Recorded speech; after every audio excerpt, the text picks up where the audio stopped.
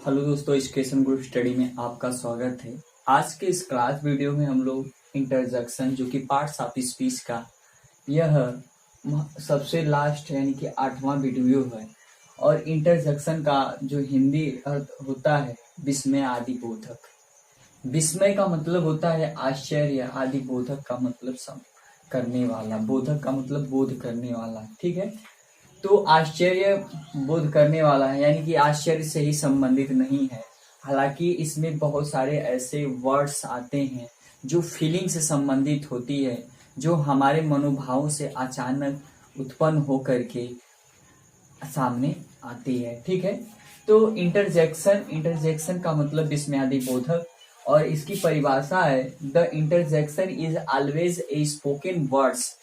The interjection is means है, always means हमेशा, ए spoken word एक बोले जाने वाला शब्द, दैट जो एक्सप्रेसेस मीन्स एक्सप्रेस करता है, बताता है, एंड इमोशन मीन्स एक इमोशन का मतलब एक मनोभाव को। ठीक है, तो इंटरजेक्शन एक ऐसा शब्द, एक हमेशा बोले जाने वाला एक ऐसा शब्द है जो कि हमारे मनोभावों को व्यक्त करता है।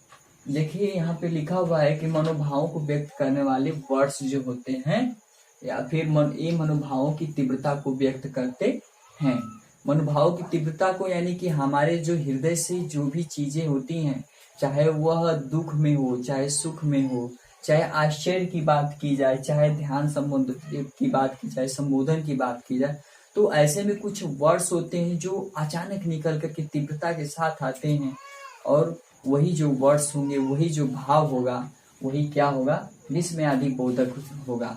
और ये हमेशा कहीं पे भी किसी के साथ हमेशा कुछ न कुछ वर्ड्सों के माध्यम से निकलता है।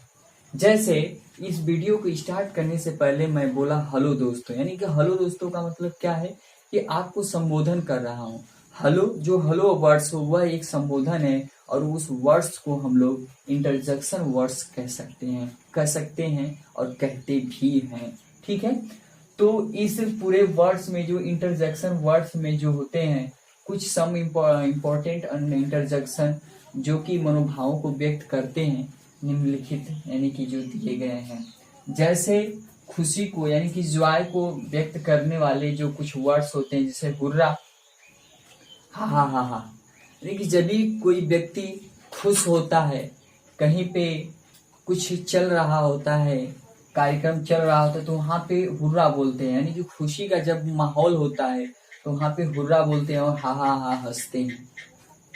तो इन वर्ड्सों का प्रयोग हम लोग जब भी सेंटेंस में करते हैं तो केवल सेंटेंस के पहले हम लोग इसको लगा देते हैं या बाद में इसको लगा देते हैं, और उस सेंटेंस का पूरा माहौल बन जाता है। अगर हुर्रा लग गया तो उसका पूरा माहौल बन गया कि वहां पे खुशी जाहिर की जा रही है। हालांकि इसका मतलब खुश होता है नहीं, इसका मतलब यह होता है कि ये खुशी जाहिर करने वाले एक माहौल होते हैं, एक वर्ड्स के रूप में एक माहौल क्रिएट कर देते हैं सेंटेंस में कि नहीं, इस सेंटेंस में खुशी जाहिर की गई है। फिर वहीं पे आश्चर्य है, आश्चर्य का मतलब होता है सरप्राइज। जब सरप्राइज की बात की जाए तो वहां पे ओह, वाट, आहा, इंडीड, लो आदि वर्ड्स जब लगे होते हैं तो वहां पे सरप्राइज यानी आश्चर्य की बात की जाती है। वहीं पे जब दुख की बात की जाएगी तो एलास, जो कि बहुत चर्चित वर्ड है, उसी के साथ आह, हा, ओ आदि वर्ड्स के साथ भी संबोधित किया जाता है। जब भी दुख की बात की जाए तो वहां पे एलास, आह आदि चीजें आती है। जैसे किसी को घाव लग गया, किसी को कोई एक्सीडेंट हो गया, या फिर कुछ ऐसा शब्द कोई सुन लिया तो वहां पे आह करेगा, हा करेगा, ओ करेगा। तो इन दुख को व्यक्त करने वाले वर्ड्स होते हैं। वहीं पे अनुमोदन या बधाइयां देने के लिए, यानी इंग्लिश में इसको अप्रूवल कहते हैं, जब कोई कोई जीत जाता है या कोई बहादुरी का कार्य करता है तो वहां पे हम उसको ब्रेवो करते हैं, ब्रेवो। फिर उसके बाद वेल्डन वेल्डन करते हैं। ठीक है, जैसे ब्रेवो का मतलब जैसे कोई मैच जीत गया है, फिर कोई अच्छा काम करके आया है तो वहां पे ब्रेवो कहेंगे या वेल्डन कहेंगे, यानी इसको बधाइयां दे रहे हैं, अर्थात अप्रूवल या अनुमोदन भी कह सकते हैं। फिर ध्यान आकर्षित करवाने के लिए, ध्यान आकर्षित, मान लीजिए कोई जा रहा है रास्ते में, उसका ध्यान आकर्षित करवाना है, या फिर मैं क्लास में पढ़ा रहा हूँ तो आपका ध्यान अगर आकर्षित करवाना है तो ऐसे में अगर इंटरजेक्शन से संबंधित कुछ वर्ड्स का प्रयोग करना है तो हम कहेंगे लुक, हुस, हुस का भी प्रयोग कर सकते हैं और लुक का भी प्रयोग कर सकते हैं। तो ये दो वर्ड्स है जो कि ध्यान आकर्षित करवाने के लिए प्रयोग में लाए जाते हैं। वहीं पे संबोधन यानी कॉलिंग करने के लिए, किसी को बुलाने के लिए हेलो, हेलो, फिर हेलो, हो, हे आदि वर्ड्सों का प्रयोग किया जाता है। जैसे किसी का कॉल आता है तो कोई हेलो भी कहता है, कोई हेलो भी कहता है। जैसे अभी मैं स्टार्ट करने से पहले भी हेलो कहा, फिर हो कहा, फिर हे भी, यानी कि ये वर्ड्स जो हैं हमेशा संबोधन यानी किसी को बुलाने पुकारने की, जब किसी सेंटेंस में बात की जाए तो वहां पे हेलो कहा जाता है। फिर उसके बाद स्वागत के लिए किसी का वेलकम करना है। वेलकम एक देखिए हेल का मतलब नर्क होता है, तो अगर मतलब वो निगेटिव सेंस में है तो हेल का प्रयोग करते हैं, और एक पॉजिटिव सेंस में अगर बात की जाएगी तो वेलकम की बात की जाएगी, यानी कोई आया हुआ है तो वेलकम की बात की जाएगी। ठीक है। अब घृणा यानी कंटेम्प्ट, जब घृणा प्रदर्शित करना होगा यानी कि कहीं पे घृणा की बात की जाएगी किसी सेंटेंस में या करना होगा तो वहां पे फाई, छी, फिर उसके बाद यहाँ पे पू है, फूस है और सेम है। फाई और पू दो ऐसे वर्ड्स हैं जो घृणा प्रकट करने के लिए बड़े चर्चित वर्ड्स हैं, यानी कि फाई और पू, बोस और सेम वर्ड्स जो हैं घृणा व्यक्त करने के लिए आते हैं। जैसे फाई, ही इज वेरी डर्टी, वह बहुत गंदा है। तो फाई का प्रयोग करते हुए इस जो सिंबल है विस्मयादि बोधक जो सिंबल चिन्ह है, इन चिन्ह का भी प्रयोग हमेशा किया जाता है। फिर उसके बाद घृणा के बाद अब देखिए कुछ एग्जाम्पल्स हैं जिसके माध्यम से जिनका यानी कि इन वर्ड्सों का प्रयोग करके बताया गया है कि किस प्रकार से इनका प्रयोग किया जाता है। तो सबसे बड़ी बात है कि जो ये जितने वर्ड्स हैं इनके पास विस्मयादि बोधक सिंबल जरूर लगा होगा। अगर ये सिंबल्स नहीं लगता है इनके बाद तो ये वर्ड्स, ये सेंटेंस गलत हो सकता है। ठीक है। कभी कभी पूरे सेंटेंस के बाद भी एक सिंबल लगा होता तो पूरा सेंटेंस ही विस्मयादि बोधक यानी कि सेंटेंस हो जाता है, तो सेंटेंस के अंतर्गत आता है। तो यहाँ पर जैसे एलास, अब एलास लग गया तो सीधे सीधे हमको पता हो जाना चाहिए, हमको जानकारी हो जानी चाहिए कि एलास का मतलब दुख, यानी कि आगे का जो सेंटेंस होगा उसमें दुख ही व्यक्त किया गया होगा।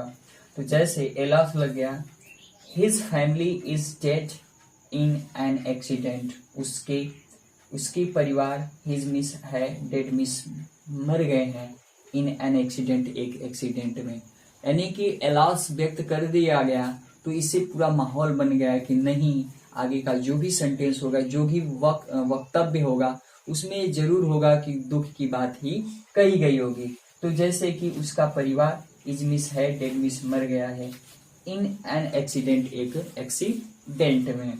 फिर उसके बाद oh what a beautiful picture, तो यहाँ पे ओह का मतलब देखिए आश्चर्य की बात की गई है, ओह आश्चर्य की बात की गई है। तो जब आश्चर्य की बात की जाएगी, व्हाट ए ब्यूटीफुल पिक्चर, कितना सुंदर पिक्चर है। जैसे किसी भी पिक्चर को देख करके, किसी भी चीज को देख करके हम आश्चर्य में हो जाते हैं, जैसे वहां पे कोई है जो कि एक पिक्चर को देख करके आश्चर्य हो जा रहा है, तो वहां पे ओह का प्रयोग किया जाएगा। फिर हेलो का प्रयोग, किसी को बुलाना है, नहीं सुन रहा है तो इसको एक या दो बार भी प्रयोग कर सकते हैं। जैसे हेलो हेलो कम हियर, यहाँ आओ, किसी को बुलाए हेलो हेलो कम हियर, यहाँ आओ। तो इस तरह से यानी यहाँ पे संबोधन की बात करें, किसी को कॉलिंग करने की, बुलाने की बात की जा रही है। फिर लास्ट में ब्रेवो यानी कि बहादुरी की बात की जा रही है। बहादुरी के संदर्भ में जब ब्रेवो लग गया तो बहादुरी की ही बात की जाएगी। तो जैसे यू ओन द मैच, तुम लोगों ने या तुमने मैच जीत लिया है, तो यहाँ पर बहादुरी की बात की जा रही है। तो दोस्तों बस इस इंटरजेक्शन के इस वीडियो में इतना ही था। इसमें केवल डिफिनेशंस वगैरह हैं और कुछ ये जो महत्वपूर्ण वर्ड्स हैं इनको याद करना बेहद जरूरी है कि कौन सा वर्ड्स किसके लिए, यानी कि किस फीलिंग्स के लिए या किस मनोभाव के लिए प्रयोग किए जा रहे हैं। तो बस इस वीडियो में इतना ही। मिलते हैं अगले वीडियो में। अगर ये वीडियो अच्छा लगे तो लाइक शेयर सब्सक्राइब करिए। तब तक के लिए धन्यवाद।